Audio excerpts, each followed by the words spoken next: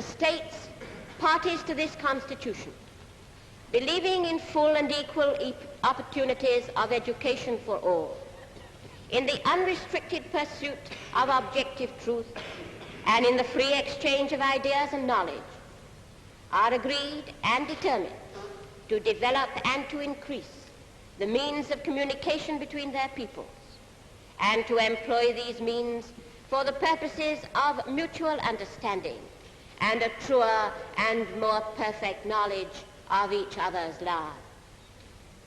In consequence thereof, they do hereby create the United Nations Educational, Scientific, and Cultural Organization.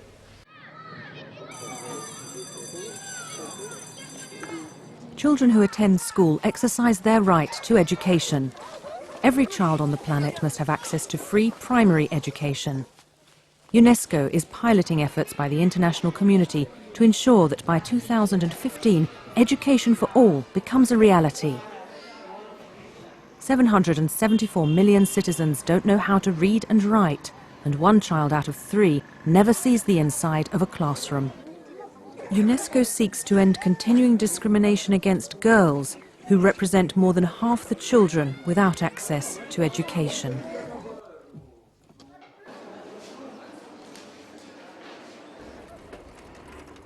Increasing the number of boys and girls who go to school is not enough. Through our Associated Schools project network, we want to improve the quality of education at all levels and reduce by half the number of illiterate adults by 2015.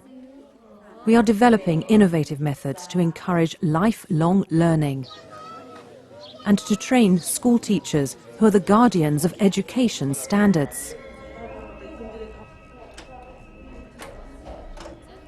UNESCO also wants to guarantee the right to education in emergency situations, and to do that, the organisation rebuilds education systems in post-war regions or those in crisis.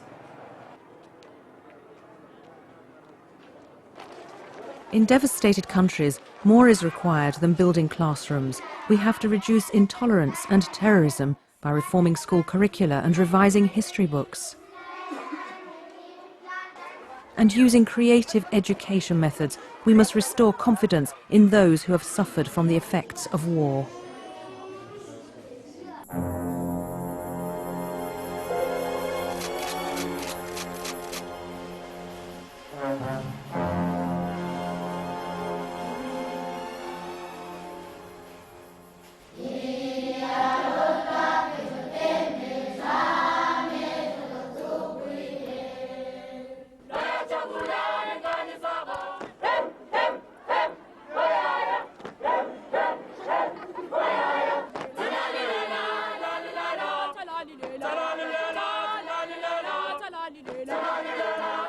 UNESCO also orchestrates action by the international community to improve education about HIV/AIDS and how to prevent it.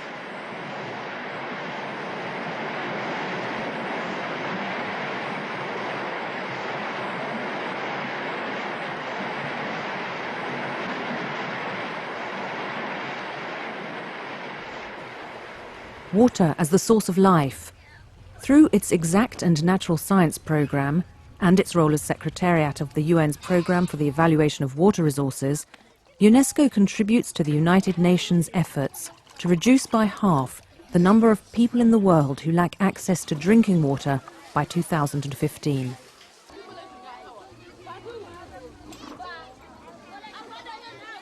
Water must be managed in a sustainable and fair way. Water is a precious resource, especially in urban areas and in arid or semi-arid zones.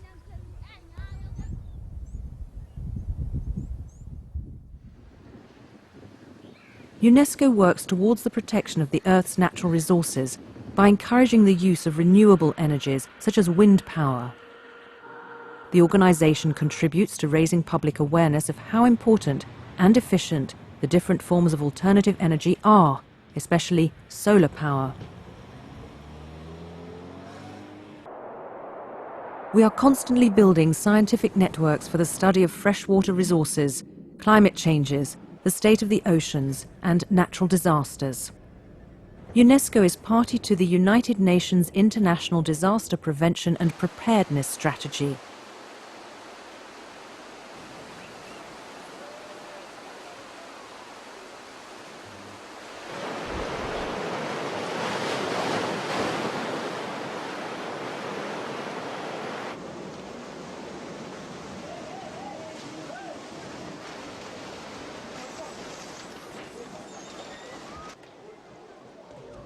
UNESCO set up the first tsunami warning system in the Pacific Ocean in 1968. Today we are extending the network around the globe.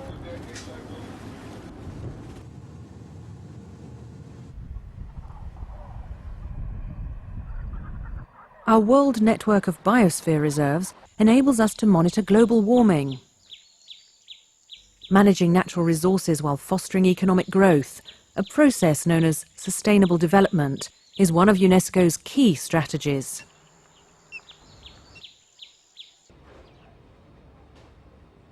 The main principle of UNESCO's Social and Human Science Programme is to promote principles, practices and ethical standards for research and scientific progress.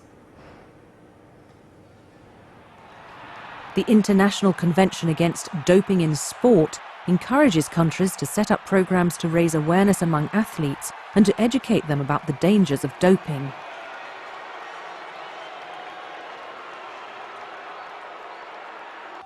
In each of our fields of expertise, we contribute to the implementation of the Universal Declaration of Human Rights. When, in 2005, our member states adopted the Convention on the Protection and Promotion of the Diversity of Cultural Expressions, they reiterated their conviction that the diversity of cultural expression is heritage shared by all humanity, and that it is a moral imperative to defend it.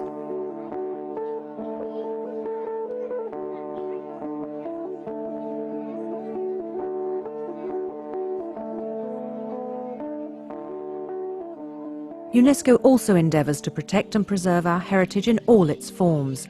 More than 800 cultural and natural sites are registered in the World Heritage List.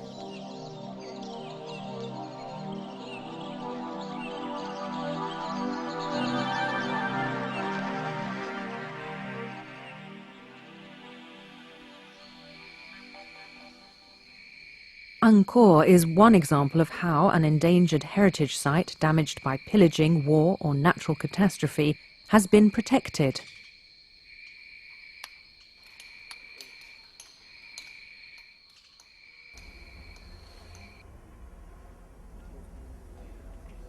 UNESCO protects museums and helps in museum management and training and in the prevention of illicit art trafficking.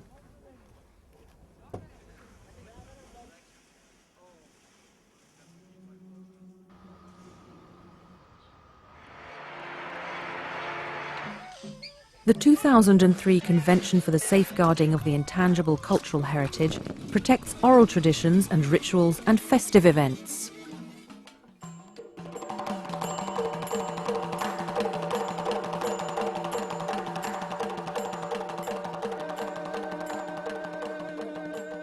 Beyond borders and continents, all our activities foster better dialogue and better communication among cultures.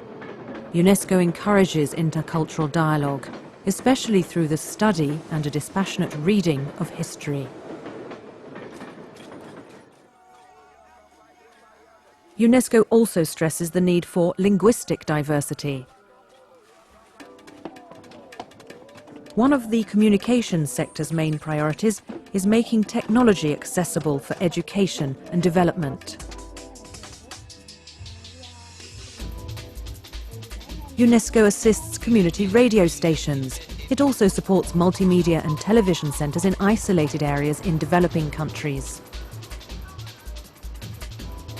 These centres provide access to digital information and create training opportunities, particularly for women and young people.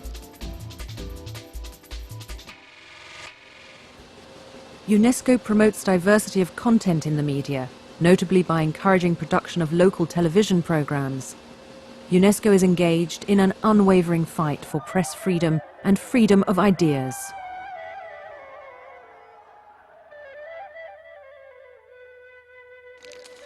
It's through all these strategies and activities that we work towards the United Nations Millennium Development Goals. Among these goals are reducing by half the number of people in the world living in extreme poverty by 2015.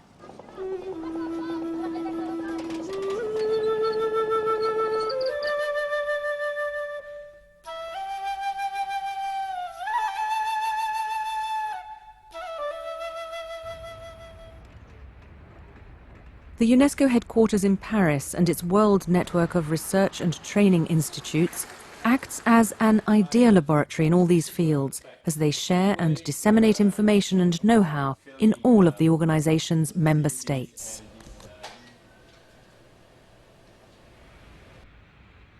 UNESCO considers that education, science, culture and communication as means to achieve the ambitious aim of its founding charter.